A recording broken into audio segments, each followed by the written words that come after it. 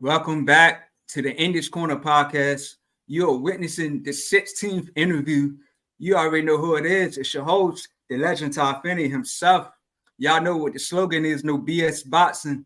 I got a special guest in the building with me again. He is the new, I'm going to repeat that. He is the new, one more time, he's the new WBC USA heavyweight champ, Malik Titus. Malik, welcome back. Thank you, man. Always a pleasure having me back. All right. Appreciate it, man. Appreciate this opportunity. Appreciate having you on the channel again. All right. Like, before we get into it, man, like, who you going for today for the Super Bowl? I mean, honestly, it's like a double-edged sword because I believe the 49ers is a better team. But then I'm a Baltimore fan, and we just lost to the Chiefs. So it's kind of like I would like to. It's kind of like I rather lose to people that I rather lose to the opponent that we lost to. I rather them to win, but then it's also like, look, they ain't winning the Super Bowl so we don't want them to win either. So it's kind of like a double-edged sword. But overall, I believe that the 49ers is the better team. Yeah, I want the 49ers to win, but I'm gonna kind of just go with the Chiefs, man. I got a lot of guys going for the 49ers, but I'm just gonna go with the Chiefs just to see my boys get mad. So yeah, like before we get into it, the questions, man, like how was your week? Everything was like pretty good. Like everything like pretty smooth. We got this upcoming Tuesday. I gotta go to the delegate in Annapolis, and I'm getting an award for my upcoming like fight.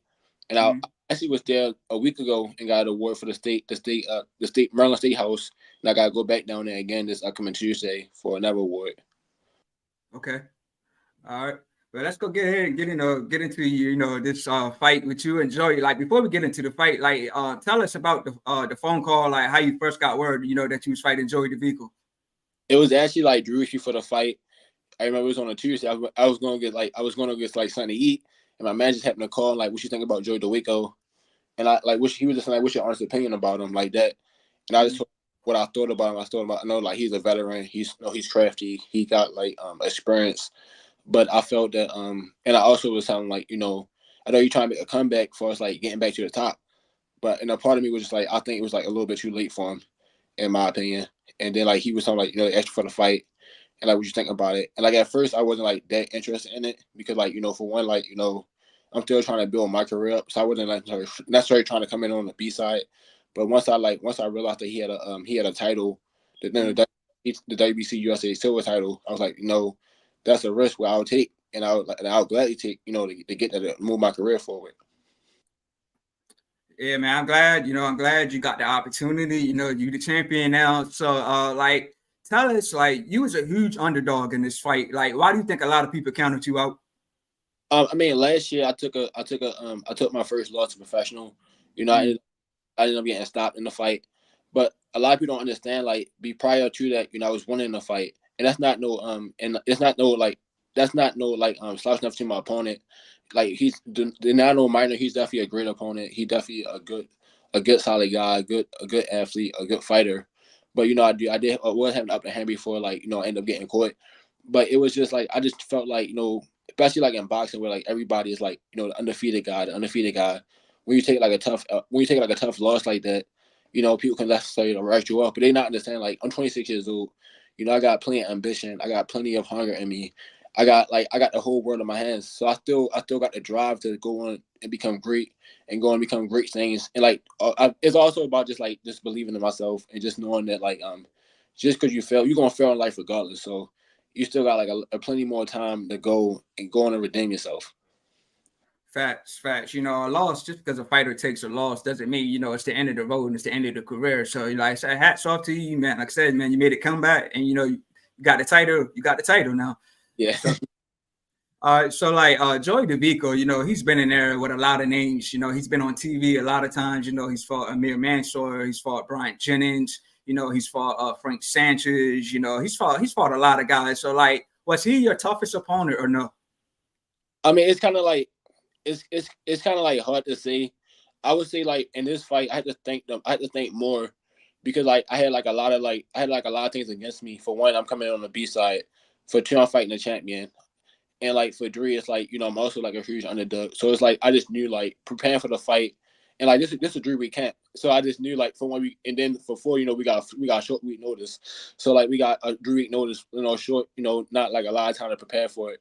But I would say for us like just like I wouldn't not say it would be if my tougher opponent for like stylistically. Cause like I got like a big amateur background, so I was being used to like people like trying to press forward with me.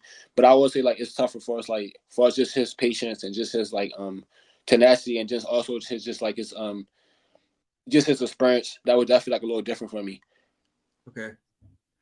Yeah, a lot of fighters or a lot of people would look at Dawejko and be like, he can't fight, because of his frame. But he's got serious power. But I like what you did in the fight. You kept your distance. You used your footwork, kept popping him with the jab. Like when he was coming in, you was countering him. Like, did he have power? Like when he was catching you, could you feel his power? Yeah, definitely. I remember definitely early on. I remember I got caught in the second round. I got caught with a hook, and like the whole pretty much like most of the camp, I just knew just in general, just knowing Joe Dawejko, I knew he had like a good left hook. They say he stopped Joshua Spawn with the left hook. I know other people that swore when I say he got like a powerful left hook. So I just knew like that was like one of the shots that I knew I want to stay away from. So when I got caught with it, it kind of like it was like early in the fight, so it was like a wake up call. Like, all right, just keep composed, keep your hands up, like just stay composed. Don't get jittery like that. That's my main thing, to stand calm. But he definitely a strong, not just like with punch power, with his physical strength as well. He definitely a strong fighter. Oh, yeah, facts, man. That's a good thing, to keep your composure. A lot of fighters, can't keep the composure. That's when they start losing and everything. But hats off to you, for keeping your composure. So I noticed, in the fight, y'all was trading words a lot. Y'all were definitely doing a lot of talking. Can you remember what was being said? Yeah, definitely. It actually started in the weigh-in. That's where it was. It started in the weigh-in, and I remember like he's off, and like he's just like, man, I'm gonna hurt this boy like that. And I just looked at him like what? And then he said like, get my. He told like, I remember like Danny Garcia was holding the belt up. He's like, get my belt. He said like, and I'm like that shit belt you tomorrow. And he was like, what you say? I'm like, that shit belt you tomorrow. So like it got to the point where like I was like trying to stay like calm, but it got to the point where the commissioner was like, listen, if we did like a little face, the commissioner was like, listen, if y'all come here doing what they just did, I'm gonna find y'all $10,000. Like, hold on, how you go from $5,000 to $10,000? That's a big jump. But like it actually started at the weigh-in where it's like, and then after we weighed, then he was like, what you looking at? And I'm like, I'm looking at you. Like, what you mean? So like he definitely like tried like play like psychological, like in my like psychologically, like try like get on my skin, like take me on my game. Like even fight, drop the fight. I remember like probably like going towards like honestly throughout the fight, he was like talking, just trying to get me like to stay still to catch me like overhead or something, knock me out.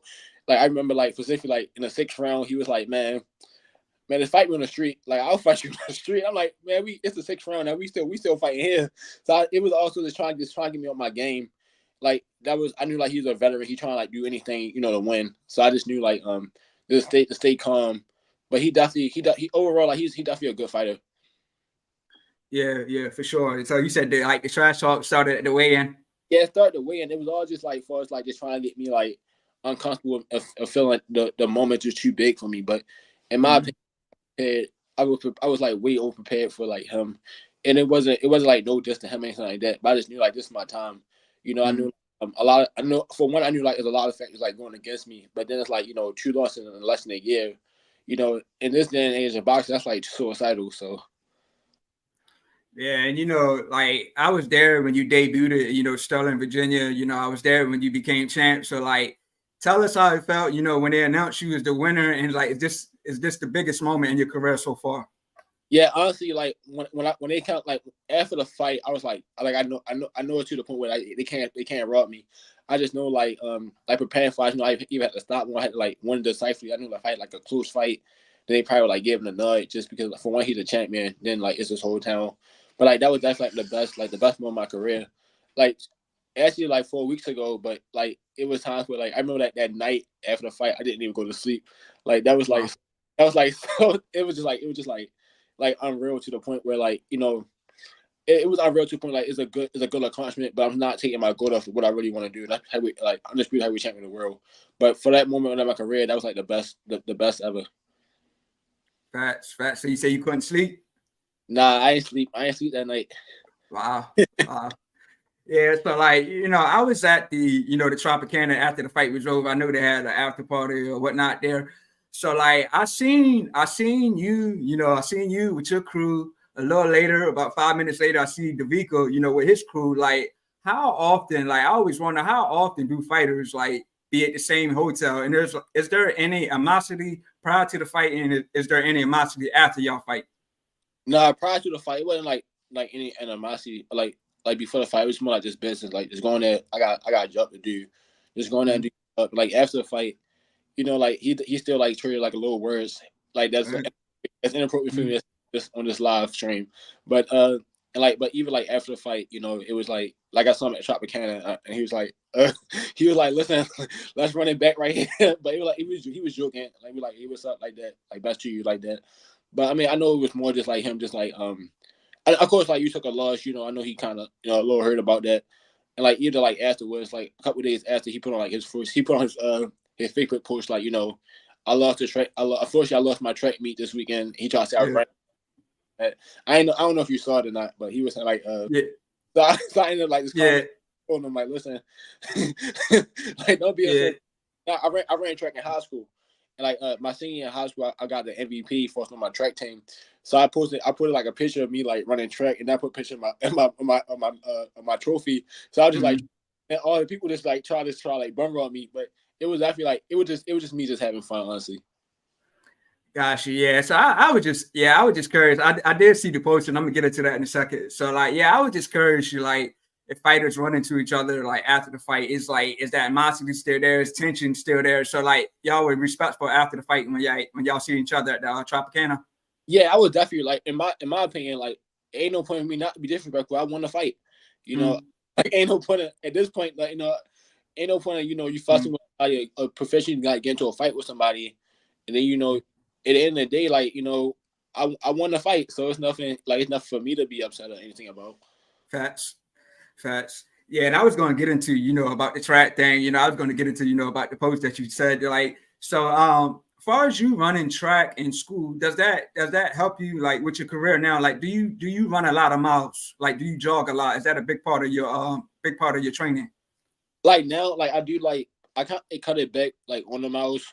First, like running like a big like long distance, because like like in a boxing, because like let's say for example, like I usually in a good amount of miles I'll run about like 4 miles. That's like a good like average for me.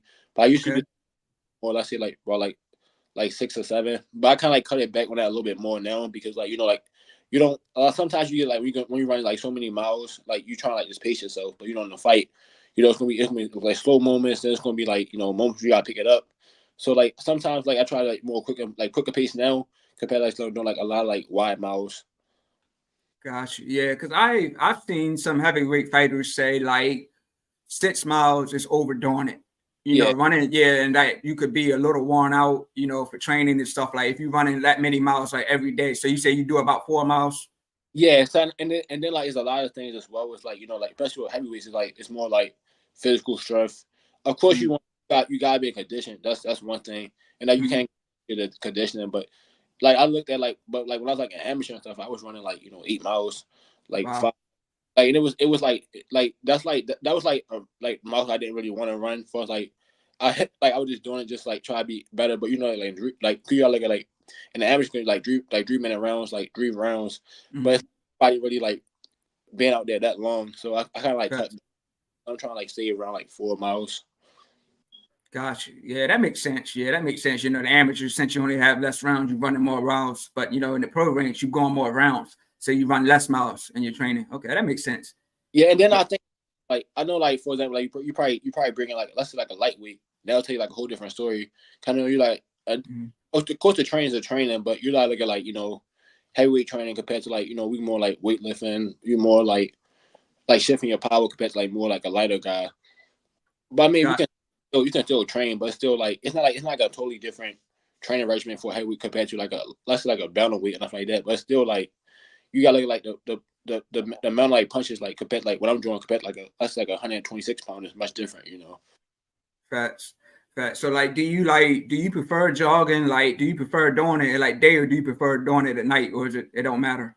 I honestly prefer doing it at night for some reason. I'm not sure why, and I think it's also like I live in Baltimore City, so it's like for some reason like when I'm doing like a miles at night, I kind of for some reason get down a little quicker compared to.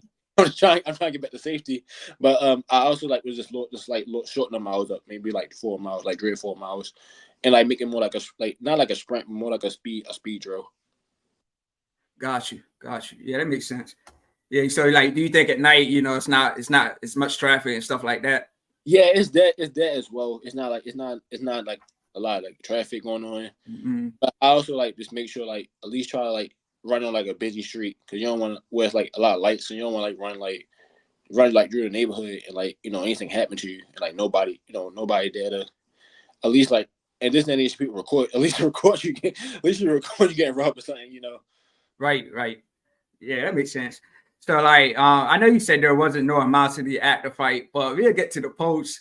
I did see with Joey Dawejko where he posted, he had a track meet and everything. Like, and the funny thing was, where I sat at, Joey Dawejko's boys, like the guys that went to see him, they were sitting next to me. So here I am rooting for you. I'm from Maryland, and his guys are, rooting for him, for Philly. I see they were in on the post too. My thing is this: they were trying to say that you were running and everything. I seen Dawejko's face. His face was messed up. His face was bruised up. And like I said, man, you kept popping it. You kept popping him with the jab. You know what I'm saying? The judges gave you the decision. So I mean, at the end of the day, I think Joey Dawejko. At the end of the day, him and his guys, they were just mad that they lost. Yeah, that's the main thing because like they looked at. I remember like prior to the fight, I was on page people like this might be Malik Titus second time getting knocked out, and it was one of his coaches. So I'm like, like you can't like, just underestimate somebody.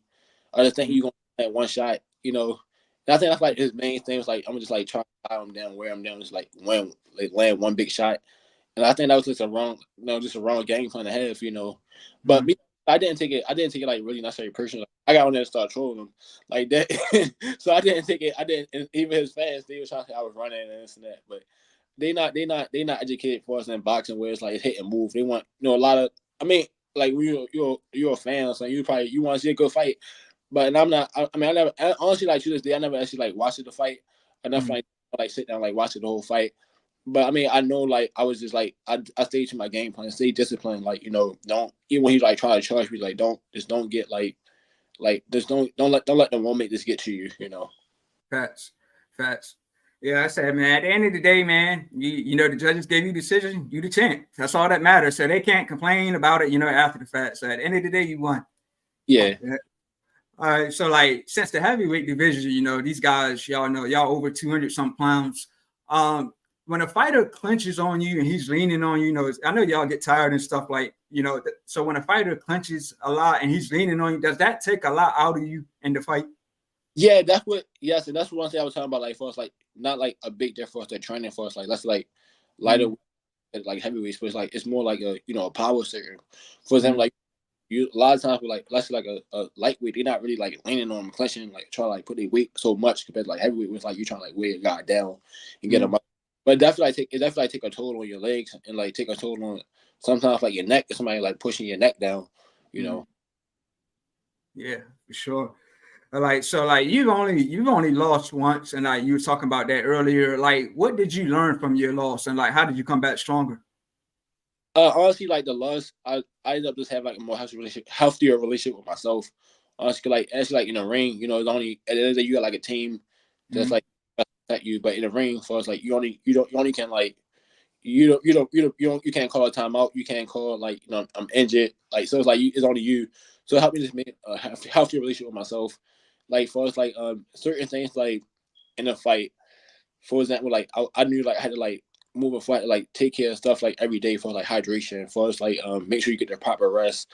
Like I work overnight, so it's like just making sure you schedule your stuff around where you get like proper sleep, proper rest, make sure you hydrated, things like that.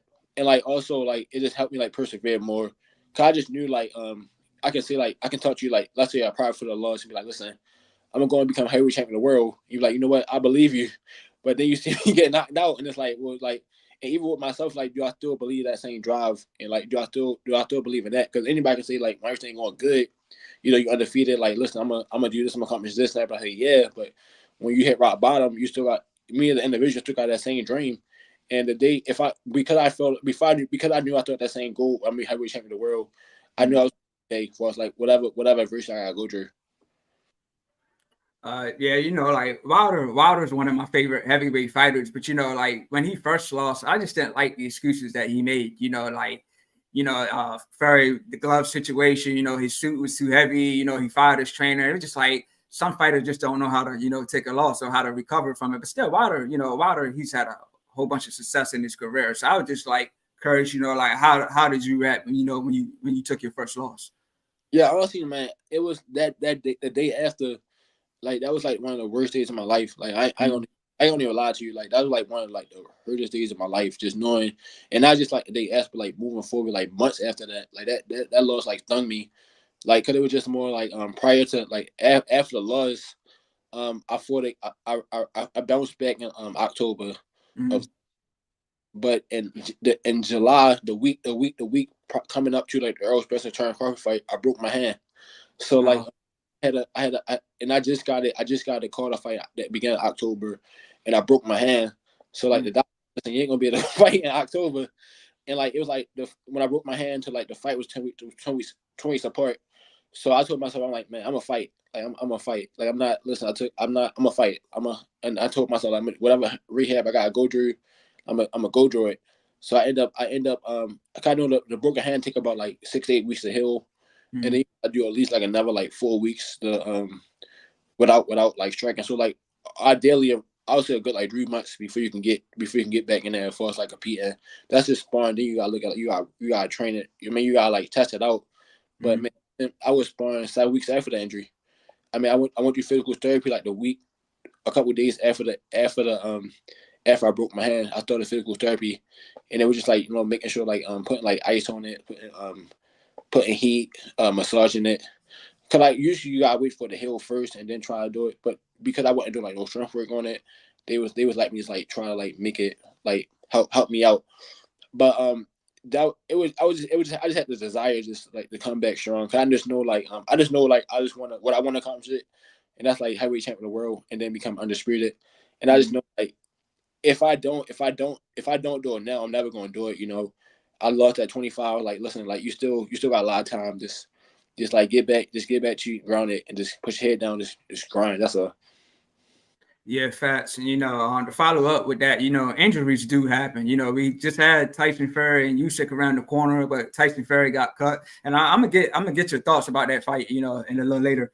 So like, I know you was from my first interview. I remember you said it's not your style to really call out anybody, but I know you was in Jerry Force's corner, when he fought Jared Anderson.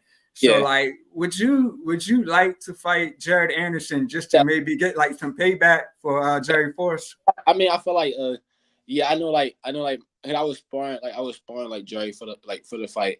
So like for us like this been a sparring part, and I knew Jerry Force for years. Like I knew Jerry for about the past like 7 years, like probably years. So I knew him for a while. So I was like training with him, helped him out with like numerous like training camps, whether like Jelly Jane, like pretty much like every guy like for the past like the years that he was fighting, I helped him out in some way for that fight.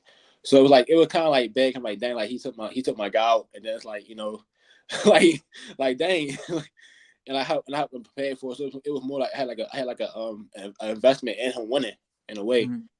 So, and I would definitely love them like meet Anderson down the line, and like not necessarily like get revenge for like, of course I get my revenge for avoid, but also like win as well. So for myself. Gotcha. Jerry Forrest landed some bombs. He landed some big shots on, Jared Anderson. Definitely landed some big shots for sure, man. So I think Jared Anderson, I think he has like some defense issues. So yeah. Yeah. Yeah, and so like I was just talking about Tyson Fury, and you said like when you heard the news, about Fury getting cut, like did that disappoint you? I mean, were you really interested in the fight? Yeah, because when you have an undisputed heavyweight champion in like a past almost like 20 years or like a little bit, I was like Lennox Lewis. So it's more like just like in this day where everybody's like, what, I want to be undisputed. And then now it's like it kind of like pushed back to now May 18th. You never know when it's gonna get pushed back again. And then like Usyk, he kind of like in a tighter spot because like he got more belts, so it's like he got more like mandatory. So like I know like his mandatory for the IBF is like Philip Herkovich. Like they can be like, listen, like y'all can't keep waiting. Like somebody pull out again. No, like not want to see nobody like get injured again, but it's like, you know, it's kind of like a situation where like, look, we just want to see who the best heavyweight in the world is. You know, that's a facts. You know, to follow up with that, like we can take Virgil Ortiz and Stan Jonas. You know, they were supposed to fight. Stan Jonas had some kind of injury, so the fight got pushed back. And then Virgil Ortiz had like an injury. So yeah, I understand what you're saying. You know, 100%. Yeah. All right, so like I interviewed Izzy. You know, he said y'all had a lot of history, like, and he's got a fight coming up. So like, tell me about your experiences working with Izzy, and will you be attending his fight in a few weeks? Yeah, I'm definitely coming down to Maryland Live on the 24th of this month. I mean, I first met Izzy back in 2018. We was on the national go training together, and like we were roommates. So that's how I first met Izzy. And like I remember, like I'm preparing, like, you know, like it's a week-long tournament, and Izzy, he started putting some gospel music on. I'm like, in my head, I'm like, all right, you know, that's cool, but look, we might go to war, bro. So he just got playing like gospel music, and like it was cool. But like and ever since then, like ever since that tournament, we just stayed tight. Like we'll call each other, like we'll text each other, like see how we doing. We just stayed tight for like the past 6 years.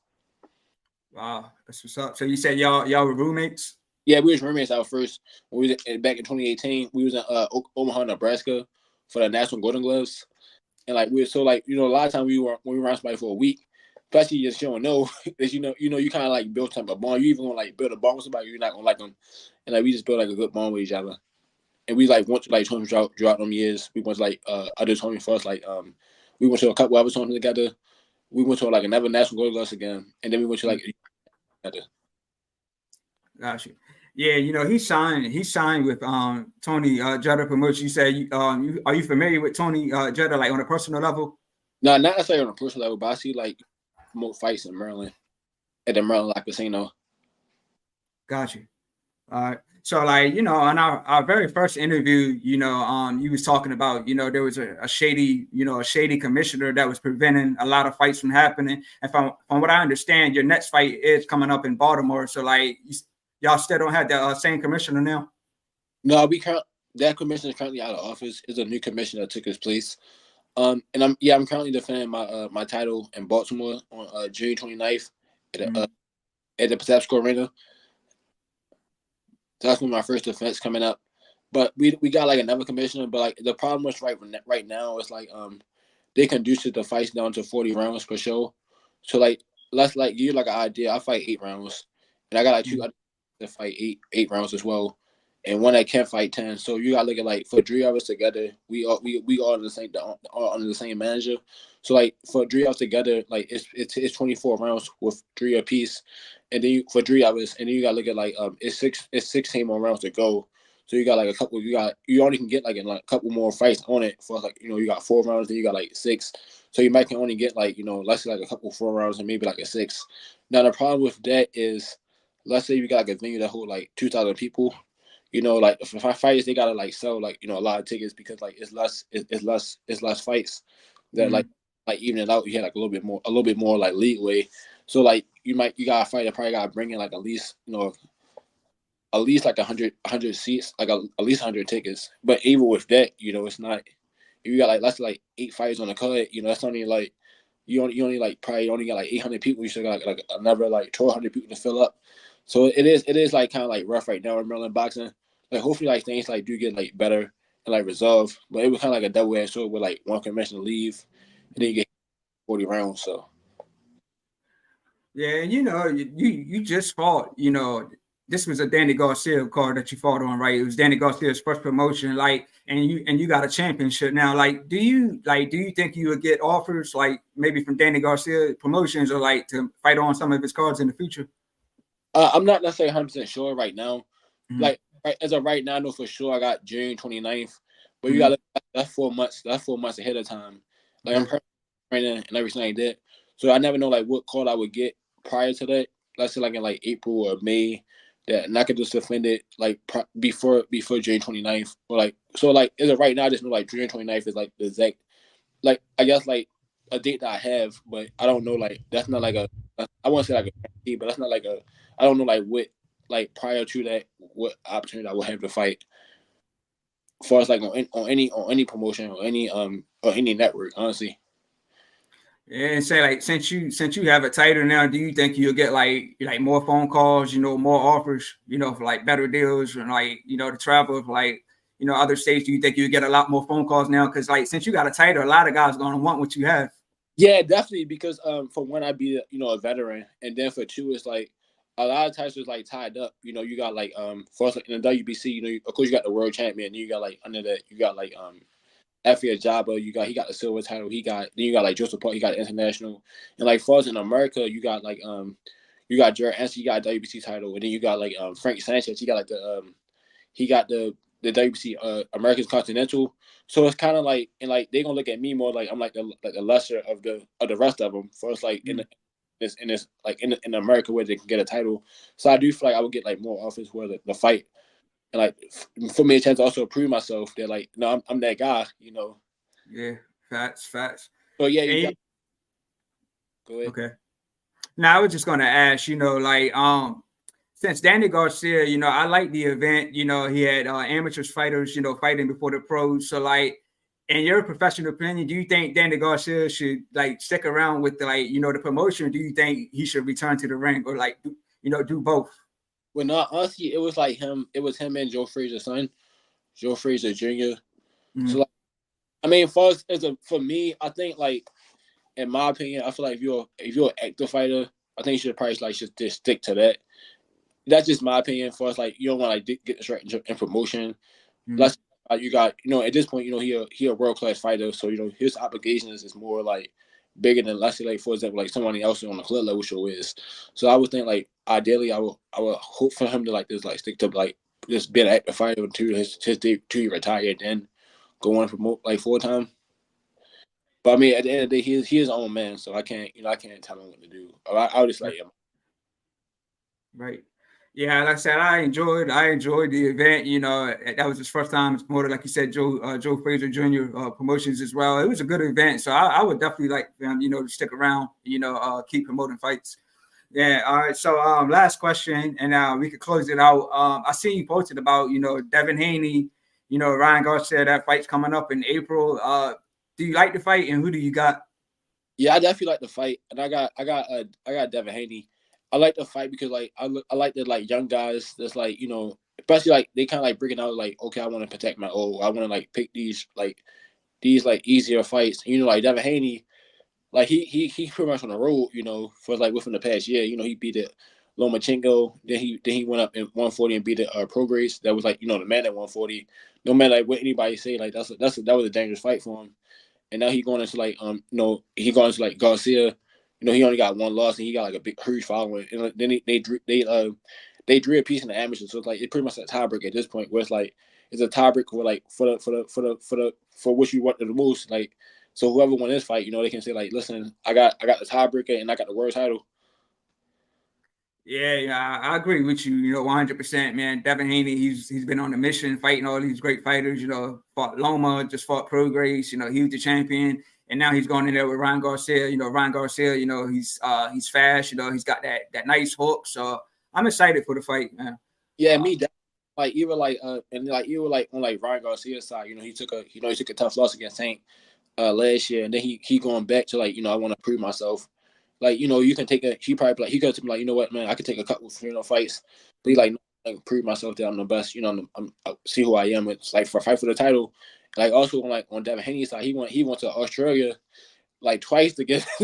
So it's like I just look at like stuff like that. He in his like his 20s, he's like 25. So it's like I'm happy like he like early in his career. Like I know that he's 30 fights in, and like also like Garcia 20-some fights in. But like in this generation where like guys just trying to protect they old, they just trying like just milk the cow. They actually like fighting like the best they can do. Yeah, facts. Both guys are familiar with each other. They, for what I understand, they fought like 6 times in the amateurs. But this is the first time meeting in the pros. So I'm just, I'm excited for a good fight, man. Yeah. Now I just know like even like upcoming like there's a lot of like good fights coming up. Like I know like even like on March the 30th, like it's even like next week the Oshaki versus Abraham Noah fight. That's a ESPN. That's a good fight. I know like a couple weeks before that, like it's definitely like a lot of good fights like within like these next couple months. Where it's like every other weekend it's gonna be like a banger. Yeah, for sure. Yeah, like I know I asked you about Tyson Fury and Usyk earlier. Like, we got that in May. Like, who do you got in that fight and why? Honestly, I got Usyk. I know like a Yeah, lot of people, they gonna go like Tyson Fury, but I feel right. like the build up to the fight and like also from like the past 2 years, Mm, Usyk he was like the most confident into wanting to fight compared to like Tyson Fury. Like for example, like Tyson Fury back about like 2 years ago, December he fought like Derek Chisora, like for the WBC heavyweight champion of the world. No disrespect to Derek Chisora, but he did not deserve that shot. And then you come back, you fight like Francis Ngannou, that with the UFC champ. So it's like it's time where you could have made the undisputed fight. You chose not to do it. So I mean, I just know like, and even like Fury, like the main that going towards the fight, he a little bit more jittery. And I feel like for us like with Fury, I feel like he needs some type of like danger in it. You saw it with Wilder, where it's like Wilder got the big right hand, but Fury he ended up like even coming up off the ground. So I don't feel like Fury is not going to perform, but I just feel like I just feel like even now, like he even like more jittery than he was with Wilder. So I like he know Usyk is a threat to him, and I know like Usyk know that he's a threat as well. But it's kind of like I feel like Tyson Fury gonna have to take chances in this fight. He not even though he's a taller fighter, he's a bigger guy. I don't see him just being able to stick on the outside, just jabbing, moving. I feel like he want to like actually come to him like how he did against like Steve Cunningham. And I know like with that coming into somebody, he can get counted. So I think it's not gonna be like a boring fight at all. I think it's gonna actually be like pretty entertaining. Yeah, Usyk's a guy. He moved up to the heavyweight division. And, he beat AJ, got the belts, beat AJ again. So yeah, Usyk's on a mission, man. Like Tyson Fury, he is one of my favorite fighters. But like you said, like he fought, Derek Chisora. Derek Chisora. He's had a losses. He's got a lot of losses, but he always stayed fighting the top guys. And then he fights, Ngannou. He's not a real boxer, and he got dropped. So yeah, and then a lot of people are saying that this is typical Fury. He's cut right in the month of the fight is going to Yeah, happen. So it's yeah. So it's kind of like, and I mean, I don't think a guy will cut himself, but because people will say like maybe I'm like that's just going too far to cut your own self. But mm, I mean, you never know. I mean, I just feel like even when they hit a sparring, they hit the clip when he was sparring. They say he got cut. He didn't look that sharp in the clip. This like two mm, like you should be at this point. You should be at your peak. But like I just feel like right now, I think Fury is kind of like been back to the corner because like he had opportunity within the past 2 years, to fight to come undisputed with Usyk. You chose different routes or you dragged it out. So I mean, I feel like Usyk overall, like first like he won a world title with 10 fights, 10 professional fights. He Olympic gold medalist. He undisputed cruiserweight title holder. He trying to go to undisputed heavyweight. So this the guy's like, no, this not just a an average guy. So like mm. this a guy for real. So I do feel like Tyson Fury would perform if he don't win. I don't see him just going out there and just getting like this like demolished or anything like that. Whoever win, I think it'll be like actually competitive close fight. Facts. We got to wait to May, but yeah, I'm ready for that fight and I'm excited for it. So yeah, I'm gonna get into this comment and then ask you one more question, then we'll close it out.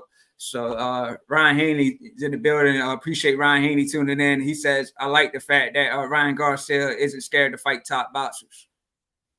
Yeah, I like that as well. Like I feel like a lot of people they criticize people, but like I like that he's just like more like I want to prove myself that like I'm the best. Cause I feel like as a fighter, you only got about so long to fight. So I mean, if you make it to like a certain level, like I don't understand like when you first started out, you're trying to build your career up, but when you make it to the top where it's like the risk versus reward is like kind of even, I feel like you're going to take the risk because if you win, of course, like you got the belt, then you moving on into your career. But if you lose, it's like you're not that far, you're not that far gone. Once you make sure, like Ryan Garcia, he lost in April last year. He fought again, I believe I believe in November, and now he's fighting for. So like when you make it to the top level, I mean, you might even you take a loss, you might maybe a fight or two to build yourself back up. You kind of right back there. I mean, it's a little tougher when you're fighting out on a club or show. Like for Yeah. me, I got a blessing where I took a loss and then I fought again, Mm. and then I get to fight for a title. A title that's going to like help grow my career. So I mean, and definitely in boxing, you should definitely go for it, especially while you're young, and especially while you got your ambition to do it. Because one day you're gonna want to keep running miles, you're gonna want to keep getting hit in the face. So Facts. Yeah, Ryan Garcia is the fighter, that when he fought Tank, they did 1.2 million pay-per-view buys. So, that's a good look. And now he's right back in there fighting Devin Haney. You know, he's one of the best. So yeah, all right. So appreciate having you on. Like, give us your next fight date, where it's going to be at, and what can the fans expect? As of right now, I'm fighting. I'm excited to be fighting June 29th in Baltimore at the Pasco Arena. It's definitely fresh in my heart. Cause my manager, his name is James Hogan, but he go by Ponytail. It's if it's 10th year anniversary, so it's not like I'm just defending the title. It's like I'm defending the title where I know like I gotta perform because like for one, it's my manager like 10th year anniversary, been a promoter, and then it's also like I'm fighting back at home in Baltimore. I know the last time it was like a bad taste in my fans' mouth where I gotta go to like not necessarily like going to the fight knowing that I gotta like perform to like and to people's ability, but also to my ability. Where it's like I want to like go back and like to see like my fans see like a good fight, and see also a good show. All right. I know the fans going to be tuned in for a great show. Like I said, man, I was there at your debut fight. I was there when you won the title, man. So it's remarkable what you've done on your journey. And I appreciate like any final words that you like to say, like before we close it out. Yeah, definitely. Again, thank you for having me on. I appreciate you. Like you going there for like fights like upcoming in their career. Like some people they try like with you. I told you that like when you first interviewed me, I was like, a lot of people they try with you. Like you get to a certain level, and then they try to bring you on. But I'm happy that you trying to get guys where like they begin in their career, where like that's when they need like a lot of time they need to help the most. Where like provides like any like publicity or any like type of like any way to get their name out there and their story out there. So I definitely appreciate you for that, for using your help me like tell my story by using your platform. Yeah, appreciate having you on, man. It means a lot to me. Like before we close it out, man, give us your social media. Like where can everybody find you at? Yeah, definitely. On Facebook, it's my name, Malik Titus, Malik Titus. On Instagram, it's King_Leak. So it's gonna be 2 G's underscore and leak LEAKK.